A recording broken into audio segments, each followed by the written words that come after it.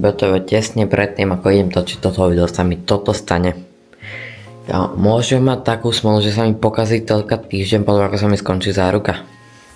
No, ani sa nevyjadrujem. No jo, takže čaute ľudia u nového videa, teraz trošku také nezvyčajné, lebo nebude video z jazdenia, pretože nemám žiadne také zaujímavé zábery, jediné z tréningu mám záber, ale tak to je také, že to nikoho nezaujíma, lebo nič zaujímavé sa tam nedialo. Takže si urobím také trošku netradičné video, kde vám ukážem môj race gear a akože ešte to, s čím natáčam. A aj si to ohodnotíme, že napríklad pomer cena výkon a môžeme ísť do toho. Takže ako prvú vecou by som určite začal týmto, čo je moja taška, ktorej mám všetky akože veci na závodenie. Je to, neviem presne jak sa volá, sem vám tu dám niečo proste od Sparka a stálo to okolo nejakých asi 200 € a akože za mňa za tú cenu je to akože veľmi dobrá vec, lebo všetko sa na tom zmestí, aj s helmou, aj tieto veci. Takže nemusíte brať v ruke a nemusíte si napríklad tú helmu, čo je za mňa najdôležitejšie, si ju aspoň neobúchate, proste o steny, čo sa už mne stalo bohužiaľ veľakrát. A ideme si to ukázať. Dobre, takže takto máme už otvorenú. Ako vidíte, tak máme takto 3 veľké úložné priestory, ktoré ja osobne používam, napríklad, že si dám kombinézu, tuto mi ide helma a sem mi ide chránič rebier. A ešte taktiež, tuto máme takéto úložné priestory, kde tuto si dám rukavice, tuto si dám kuklu a tuto takým špeciálnym väčšinou tam zvykám dávať kameru a mám napríklad slúchadlá na endurance. A taktiež ešte máme tuto ďalšie úložné priestory, ktoré sú ideálne, napríklad, že sem si dáte topánky a tu si dáte napríklad chráničku, takže neviem čo viac tomu povedať, tak je to taška proste. Za mňa je to za tú cenu veľmi dobrá vec a odporúčam. A asi sa môžeme rovno presunúť na ďalšiu vec. Dobre, pokračoval by som touto vecičkou, čo je moja helma, čo je asi najdôležitejšia vec, čo proste potrebujete pri kartingu a hociakom motoršporte. Takže je to ZAMP RZ42 rok 2016 a je to customizácia, akože, no teda paint je orange a black sa mi zdá, že tak nech sa to volá. Mám na tom oranžové plexisklo, ako vidíte, ale taktiež máme čisté priesvitné, napríklad do dažďa. Mám tam pridaný zadný spoiler a taktiež nálepky s menom. A mám tam ešte držiak na GoPročku, ktorý akože používam na natáčanie. A idem si o tom ešte niečo porozprávať. Takže, tuto táto ZAMP helma, je to akože FIA approved, alebo jak sa to volá tá vec, takže pôjde s tým môžete zavodiť. Taktiež má to ten najviac basic zapínací systém, čo je toto, kde to proste musíte takto prevliesť cez jednu dierku a potom cez druhú. Neviem to teraz robiť, lebo neviem to takto urobiť proste, keď to takto držím. A za mňa je to akože za tú cenu fakt, že dobrá helma.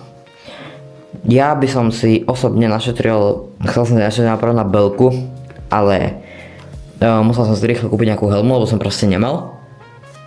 A za mňa je to akože fakt, že celkom dobrá helma za tú cenu. Zaplatil som za to komplet aj s sklom, aj s zadným spoilerom, nejakých 400 €. A za mňa sa to akože vyplatí za tú cenu. Teraz sa presunieme na môj reberník Bangio Bumper Orange and Black a M-ko akože, no dobre, to je jedno, že aká to je veľkosť. No, za mňa je to akože fakt, že výborný reberník, že naozaj, že odporúčam. Akože Bangio urobil veľmi dobrú prácu s týmto. Mám ho asi takže 2 týždne a začal, čo som ho mal na tréningu, tak fakt, že aj keď som nabúral do steny, alebo proste niekto do mňa ťukol, alebo som sa nakláňal, tak absolútne nič necítil, lebo proste úplne dobre to akože, neviem teraz presne čo je to vyrobené, to vám sa napíšem. Môžete si to hociak akože nastaviť, tú veľkosť, toto je veľkosť M-ko a toto je zapínací systém, taký úplne tiež ľahký a stálo ma to nejakých 220 €. Ale akože za tú cenu je to fakt, že dobré za mňa.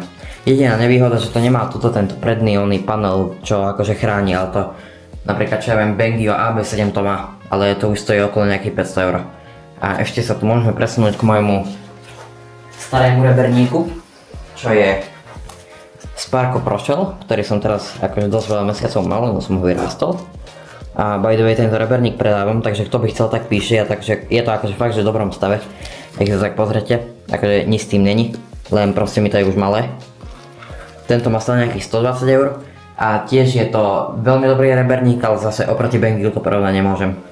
Dobre, takže toto je môj chránič krku Sparco K-Ring, ktorý používam väčšinou iba na pretekoch a na tréningoch nie, kvôli jednej veci, lebo mi to dosť limituje pohyb hlavy. Takže tí, ktorí proste chcete voľnejšie hýbať hlavou, ale chcete to aj mať akože na krku, sa mi zdá, že od nejakých 12 rokov je to aj povinné to mať, tak odporúčam taký ten Alpinestarovi, teraz neviem presne, že ak sa volá, lebo ten je taký, že je tenčí, čo znamená, že akože viac viete hýbať hlavou, ale toto je akože veľmi dôležitá vec, tento chránič krku, pretože ono, keď nabúrate, tak táto predná časť a zadná časť vám chráni chrbticu, akože no proste tam nejaké kosti a ešte akože na hrudi nejaké kosti, aby ste si proste že helmou nebuchli do hrude a nezlomili ste si to tam. Takže je to akože stalo to nejakých 60 €, čo je celkom pohode. A za tú cenu to je asi dobre. Ten Alpinestarovi, ktorý som počul, že akože je lepší, akože dobre asi aj je, alebo vypadá tak byť, ale proste to stojí, že napríklad že 150, takže dvakrát taká cena. Dobre, takže sa môžeme presunúť na topánky. Dobre, takže presunieme sa k mojim topánkam, čo sú Sparco K-Pole, oranžovo-čierne, lebo tak prečo asi? A sú to asi že fakt, že najviac basic proste topánky a sú jedny asi za mňa z najlepších topánok, čo sú v kartingu za tú cenu, lebo stoja iba nejakých 110 € oproti niektorým, ktoré stoja napríklad 500 a akože sú fakt, že používané. Možno mám, že fakt, že jedného kamaráta, ktorý má iné topánky ako tieto, pretože akože toto sú že fakt, že používané a výborné topánky za mňa. Je to veľmi dôležitá vec, keď chcete byť rýchlejší, lebo máte lepšiu kontrolu nad pedálmi, lebo vidíte, že aká je tenká tá podrážka, čo znamená, že akože viac to tak viete proste jemnejšie alebo tvrdšie na tie pedály ísť. A ešte to má tuto akože zo spolu tento grip, aby sa vám nešmýkali akože nohy na pedáloch, čo je tiež veľmi dôležitá vec. A môžeme sa asi presunúť. Môžeme sa presunúť na moje rukavice. Dobre, takže to sú moje rukavice Sparco K-Attack. Stoja niečo okolo 50 €, mám ich asi takých dobrých 8 mesiacov. A je to tiež veľmi dôležitá vec, keď sa chcete zrýchlať kvôli tomuto gripu. Čo znamená, že vám nešmýkajú sa vám ruky na volante, lepšie vám to drží. Sú to tiež také akože starté rukavice, že začiatočnícke, ale akože sú veľmi dobré, len musím povedať, že nie sú úplne dobré keď je akože zima, lebo čo ja viem, že v januári, čo ešte bolo tak, že mínusové stupne, tak to bola že fakt, že katastrofa, že ma štípali ruky. Ale na to si sa mi zdá, že existuje zvláštne že také rukavice, že do zimy na karting a za mňa je to akože veľmi dobrá vec a keď si budete si niečo kupovať na motokare, tak toto je za mňa prvá vec, čo by ste fakt, že mali. Prvá vec sú rukavice a topánky. Toto je moja kombinéza Sparco Thunder Advanced, tiež oranžová. Stojí nejakých 220 €, za to cenu je to veľmi dobré, lebo je to aj homologizované, čo znamená, že proste to prešlo takými FIA standardmi. V lete sa s tým moc nedá jazdiť, lebo keď je moc veľké teplo, tak akože v tomto sa fakt, že upečiete, takže v lete moc nie, ale na zimu to je ideálne, že musíte si potom dať niečo také, že termo alebo také dačové, alebo proste, že nič, lebo keď akože máte normálne, že gate, tak si to na seba nedáte, lebo to sa nedá proste. Je to proste kombinéza, chránia vás, keby ste proste vyleteli, tak tá nezodrete vy, ale tá kombinéza. A neviem, čo mám k tomu viac povedať, takže asi sa presunieme na to, s čím natáčam. Dobre, kúchlo natáčanie budem, ale to je za mňa úplne zbytočné, tak sa presunieme na túto moju GoPročku, s ktorým natáčam. Všetky akože POVčka.